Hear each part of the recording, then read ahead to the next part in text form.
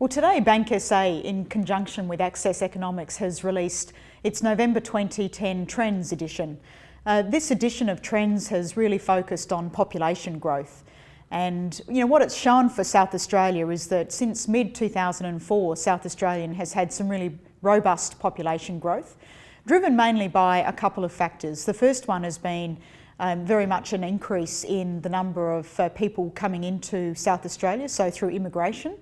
And also the international student population has had a significant increase during that period of time, where South Australia has positioned itself as a prime destination for international students.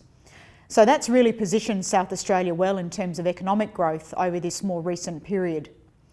The forecast from the Trends data is that South Australia will reach the milestone mark of 2 million people in its population by 2038, which I think is an outstanding milestone for South Australia to reach, and in fact which is ahead of the target that the government set back in 2004 of reaching 2 million by 2050.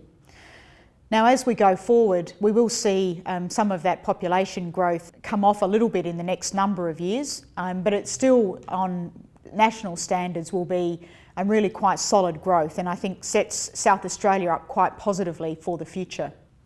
So when we do look forward, population growth in South Australia is expected to slow in the next number of years. And there's a couple of reasons for that. One is that the federal legislation recently has been changed, impacting international students and the ease with which they are able to gain permanent residency in Australia.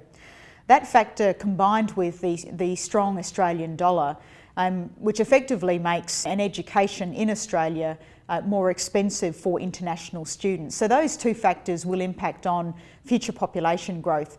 That said, the population growth is still expected to be quite solid for South Australia in the years to come, and that will certainly be quite positive for continued economic growth in South Australia. So, the great news, I think, out of the information that's included in the November Trends magazine is that it's quite a positive story for South Australia in more recent times, but also as we look forward. And I think that's some great foundations for us to continue to build on.